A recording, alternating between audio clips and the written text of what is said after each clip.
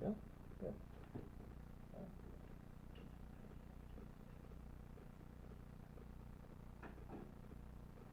Okay, good afternoon, ladies and gentlemen. Thank you.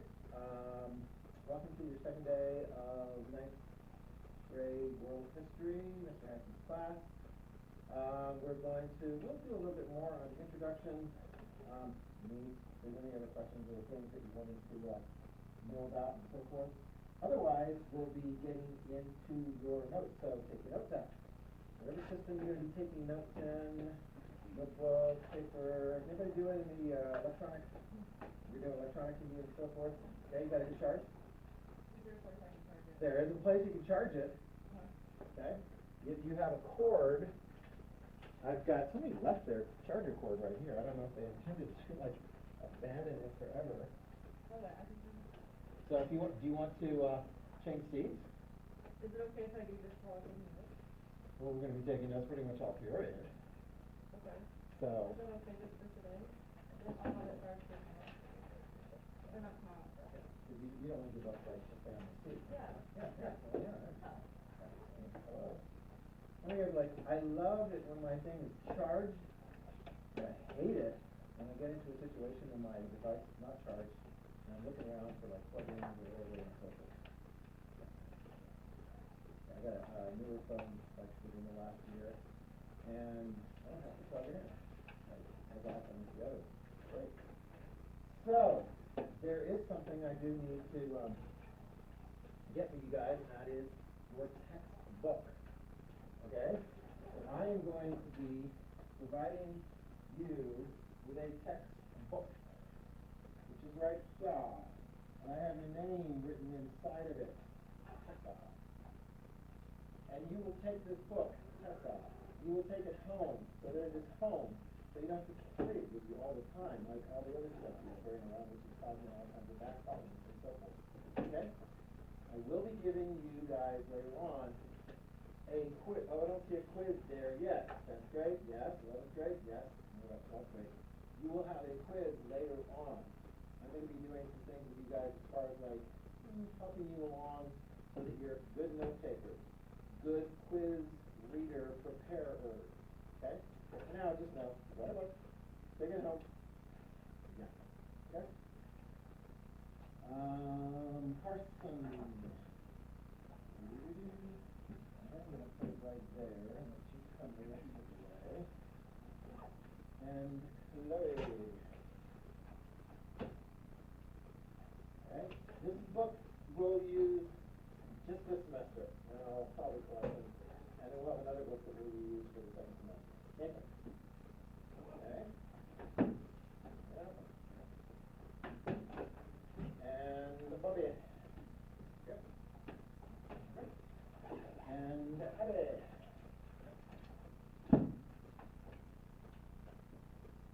And Alexa.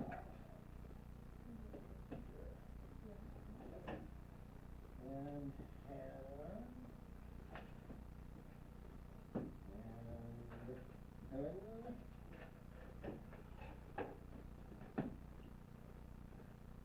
Okay, and you got it. No. Okay, and Nettie. And this is my back. Okay.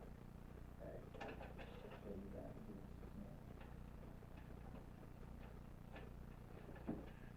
Okay. So, reading, reading may be challenging for you. Alright? But that's okay. Because as you move forward in your high school career, and eventually college, if that's where you're headed, you're going to be running into things at times that are going to be a little bit more challenging reading levels at times. So, maybe get some practice in figuring out what exactly are they saying. Because someday, you're going to be writing a paper on some topic, and it's just you that's writing the paper on that topic, and so it's not like everybody else is going through the same resources. You're trying to figure out how to make some sense and write some decent paper based on what you're reading, so you need to always be bringing it up. Bring up your reading comprehension. Okay? Right, so that was a book that I used when I was teaching AP World History. in the Boise School District, the capital, and I like it pretty much. And we'll be doing some, not the whole thing, some chapters.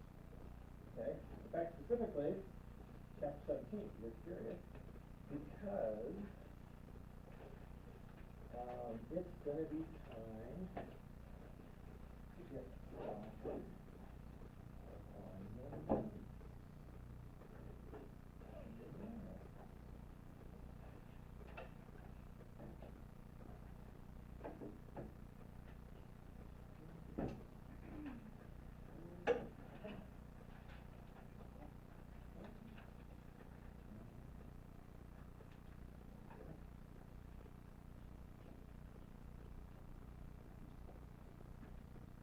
Okay. Right. By the way, I have up there any other introduction type things or anything that you wanted to know, but sometimes you're like, well, why? I just have this question for this answer. I'm just really curious. Maybe you do, maybe you don't. That's fine. You guys have any questions? What are you doing here? You're a student. At this stage in your life, you are a student. You're in the 9th grade. Where will you be 10 years from now? How old will you be 10 years from now? That's what we do. How will you be 10 years from now? How would you be 10 years from now?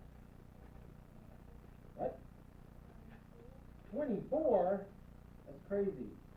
What are you going to be doing at your age 24? How many of you have any idea what you're going to be doing at age 24? How many of you guys are going to be like fully, totally financially independent?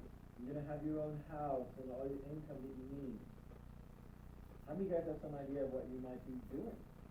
You guys, what might you be doing? You're doing military. Did they take it at age 24? Yeah, I'll take you younger than that. Okay. What are you going to be doing? Entrepreneurship. So you're going to be like running a business or something? Your own business? Or somebody else's? Or who knows? All right, it's going to be a good business. What kind of business? Clothing. Excellent. All right. How many guys are like, I'm not sure. Maybe I'll be in school. Would you still be in undergraduate school? You know what I mean by undergraduate? And there's high school, and there's undergraduate, and then there's graduate school. Right? When do you guys finish high school? Hopefully. 24, class of 24. So when would you be starting undergraduate, college, university? Age 24. Or excuse me, in the year 24, not age 24, so it could be. And how old are you guys going to be when you, if you go on to college straight out of high school? 17, 18? Yeah, I think I turned 18 the summer after I graduated from high school. How long does that usually take? Anybody have any idea? What do you think? 4 years. Typically, you shoot for 4 years. If you've been doing some like really good preparation in high school, you might end up being able to get it done in 2.5 or 3 years. That's one of the reasons. That's one of the bonuses that they have for students attending their start high school, because they're in a very good position coming on to undergraduate. And then maybe graduate school. Some programs like it. Check your memory. What did Mr. Hanson do after he finished at the College of William and Mary, 4 years in history and government? You know? You remember? You paying attention? What? Law? I went straight into law, or did I have to go to school? Did I have to go to law school, or could I do law straight out of undergraduate? Interesting question. What do you think? Law school. Yeah, anybody guys know how long law school is? 2 years. Yeah. If you want to be a doctor, or like a veterinarian, anybody interested in doing either of those? It takes a lot of years. Because you do your like your 4 years college, and then you're like 4 years, 3 or 4 years medical school, veterinary school, and then you do, you know, internships, all those kinds of things and so forth. So who knows? Maybe you'll grad school. Who knows? Maybe you know. Who knows? All right. So anybody remember? Let me tell you how long I had to do law. 4 years. Then I went into. Teaching for quite some time. At Capital, at North Star. In fact, I was the first one who was hired for the high school when North Star expanded from being a K through 8 school. And I remember when this building ran. Yep. Anyway, so enough about that. If you got any questions and so forth, and I told you about all the politics and so forth. Did I tell you, did I vote for Trump or not vote for Trump? Am I going to vote for Trump or not vote for Trump? Did I tell you? In year 24? You remember to ask me? I think it was weird. The last graduation was like really, really weird, and I had students afterwards going, I forgot to ask. I think only actually one of them. So, and I told them that. That's cool. So, anyway, we got all kinds of really interesting things coming up, and as various different circumstances come up, one thing, keep an eye on stuff that's happening in the world, because it's all very relevant. Like, for example, we got a presidential election coming up. Here's an easy one. Republican Donald Trump is running for re-election. His running mate, the vice president. Raise your hand if you know who the vice president is. Yes. Joe Biden. Joe Biden is the vice president for Donald Trump. Well, that is an interesting thing. I did not know that. Oh my God. God. Vice president is Mike Pence. Yeah. You're correct. You did fix it. That's what I meant. So is Joe Biden the vice president? He's not anymore, but he was. He was for who?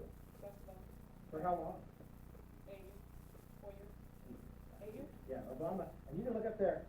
You're kind of at a disadvantage now. This is one I put this together in years past.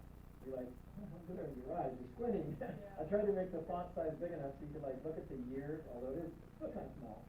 Yeah, Barack Obama served for 8 years. Donald Trump, if he's reelected, he will serve, and if he remains healthy, he will serve for a grand total of 8 years. Yeah. And what about George W. Bush? How long did he serve?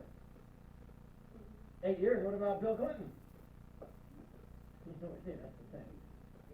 8 years. What about George H.W. Bush? You're like, 8 years.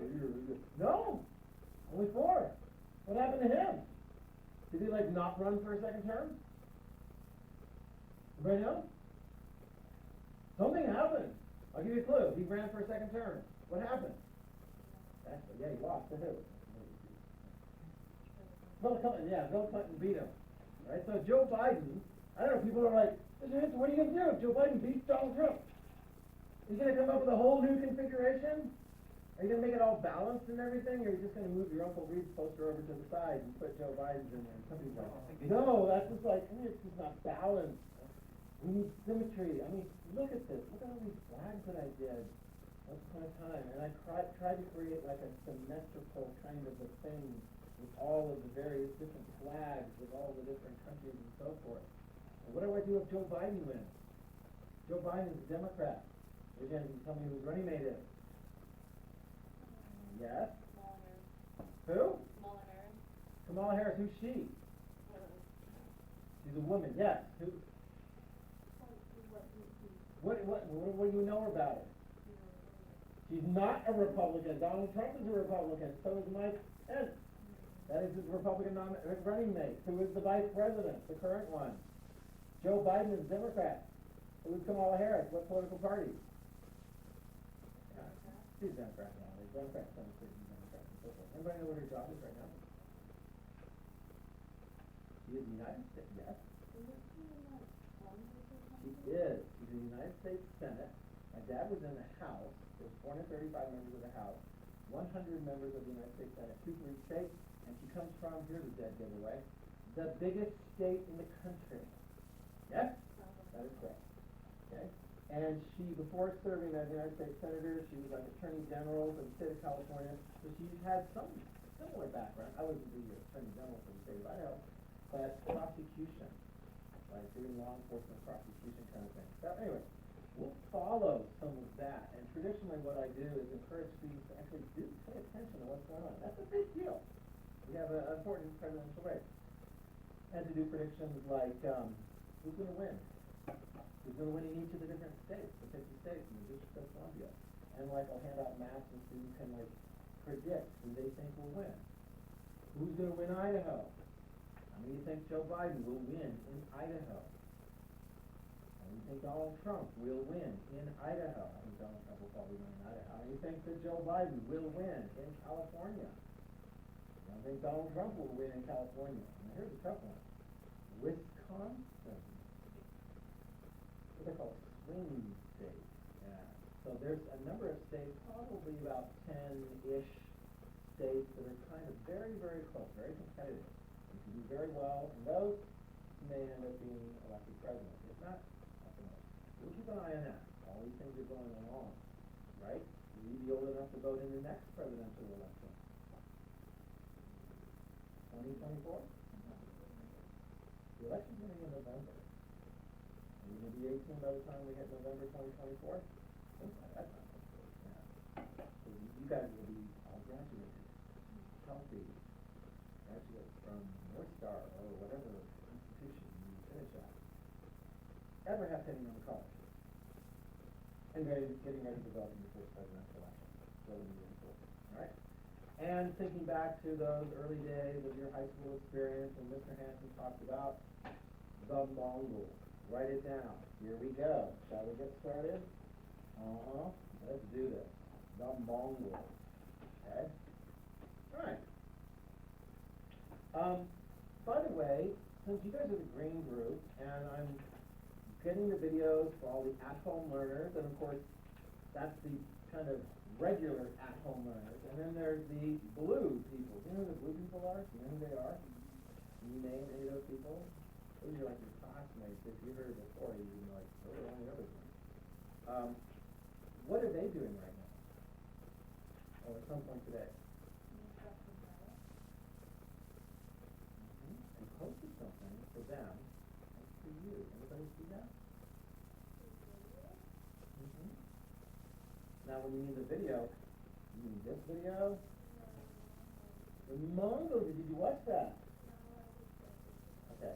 You read the description. How many of you guys are not on Google Classroom yet? Those teachers are raising your hand. How many of you guys are like, I'm going to be on Google Classroom because that's where Mr. Hanson puts important stuff. I mean, I put this on the board and I hand out books and things like that, and that's all very important. But if you want to have links to things like additional video content, and I have gotten additional video content for you on Mongols. So between the time now and the next time I see you, watch the additional Mongol part. Okay? It's good stuff. When I normally have like 90-minute periods, I would be able to do the lecture and then, of course, incorporate the video as well. Sometimes it goes very nicely. I would say this part goes very nicely. There's some really good descriptive documentary video on the Mongols. Okay? So that's what you're going to be doing between now and the next time. Okay? You already saw that. When do I watch it? Okay? You have homework in other classes as well? What's looking like it's going to be your biggest homework classes so far? Math, Spanish. Probably what? Chemistry. Are you guys doing chemistry this year? You are. Yeah. Because you got a different choice as far as all the different classes. In here, as far as getting ready and so forth, watch the Mongo video if you feel like it. I know you will. Okay, let's get to it. Once upon a time, a long, long time ago, there was a group of people that were known as the Mongols. That's not it. This is what I want you to look at. And the most famous of all the Mongols, Genghis Khan. How many of you guys have heard of Genghis Khan? Right? What do you know about Genghis Khan? What do you know about Genghis Khan? He led the Mongols. That is true. You can write that down. We got brilliant people in my classroom. We can teach you everything you need to know. On top of what the stuff I wrote. Genghis Khan was the Mongol leader. He led them. He led them to do what? What, lead them to like their academic exercises or what? What did he do? Was he a leader of like cultural things? Yep. He was a war leader. Right? Did you learn a little bit about Genghis Khan in the past? He was a war leader. He united his people, and he went to war against who? China, that's one. Yeah. Who else did he go to war against? Russia? Wow, you're like a whole bunch of them. This is true, good. China, Russia. Yeah, the Middle East part. I mean, this guy was conquering all over the place. So here's the interesting thing. We've got Genghis Khan. We're going to give it back out of Genghis Khan. And we're going to see that ultimately, interesting map, interesting features. That's the Mongol Empire. That is going to be an area, while the Mongols are strong, in the time of the let's see, when were they strong? Like 100 years ago, 200 years ago? 1215. Beginning in the year 1215, the Mongols are going to start moving out. And they're going to be a very, very powerful 100, 200 years. And then they rise, and then they fall. Unlike America, which has risen to be like the #1 country in the world, and we will never be anything than #1. Right? You're like shaking your head. You're like, I don't know, I like America being a very big, powerful country with lots of opportunities for all the people living there. And when you look historically, there's a lot of ups and downs. When you're riding it up, cool. When you start going the other direction, there's other challenges involved, right? And a lot of people who live on the planet today have seen ups and downs. There are people living in Mongolia. Right? You see Mongolia on the map there? China to the south, Russia to the north. They look back and actually many of them are proud at what took place during the time of the Mongols. Because the Mongols went from being not a big deal to being a very big deal, to being then not as important afterwards. I mean, when we're talking about China in history and Russia in history and so forth, mostly we talk about the Mongols in history just during this time period. Okay? A very, very big deal. So, what is it? How did this happen? Because one of the things that people are going to look at afterwards is go, whoa, if it wasn't for the Mongols, you wouldn't have the Mongol Empire. If it wasn't for the Mongol Empire, you wouldn't have all that trade going on. If you didn't have all that trade going on and then the Mongol Empire fell, and then all the trade wasn't going on, then you wouldn't have this. Some of those things that's interesting about history, something happened, and you're like, whoa, that was really cool and important for that time, but it leads to other kinds of things. Like if I were to tell you that the Mongol Empire led to the discovery of the Americas by Europeans. You're like, what? Where's the connection there? I mean, this Mongol Empire was on land. The Americas aren't even on this map. Did the people of Europe and Asia know anything about the Americas, or the people in Africa, did they know anything about the Americas at the time? Is that a big deal when the Americas are discovered? Really? How many of you guys have ancestry that is from a continent not America? All of the pale people raise their hands. You have 100% American ancestry? Where's some of your other ancestry from? Pick a continent. Asia? Africa? Europe? I don't know, you can tell by the eyes. I would say probably most of you guys have a lot of European ancestry.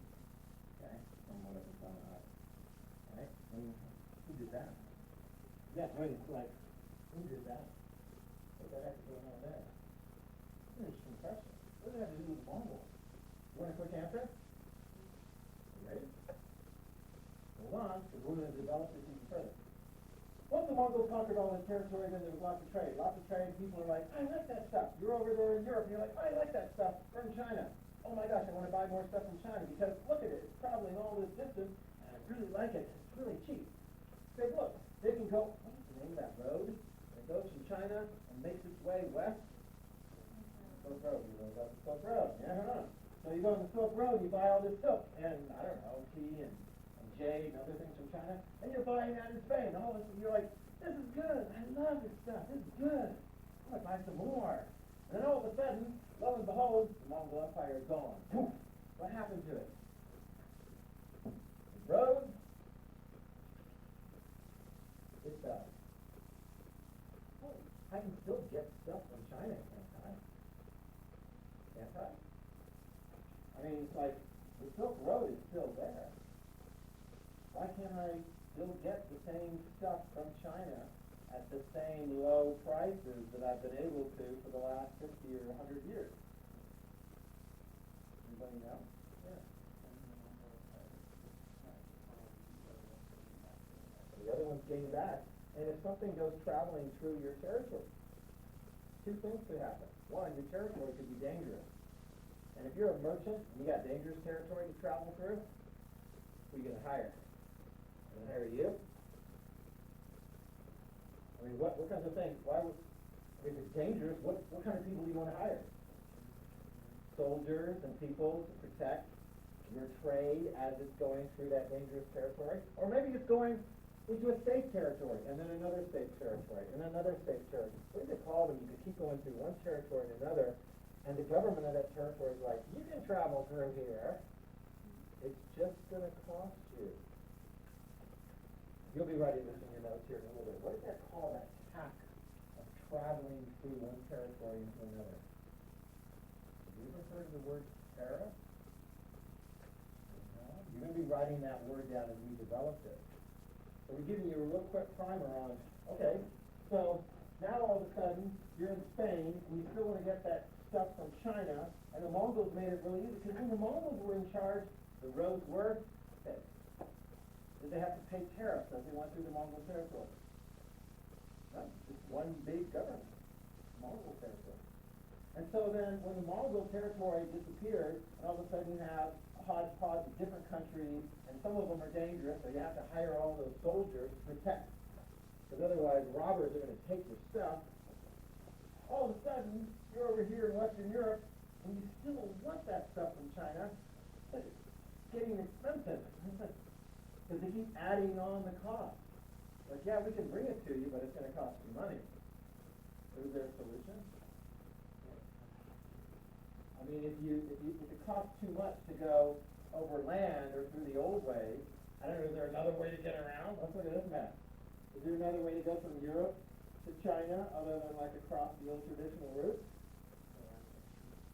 Oceans? Really? That's an interesting idea. The first one to do it, it'll be in your notes later on. Portuguese, they figure out a way to go on the ocean. How much tax do you have to pay when you're traveling on the ocean?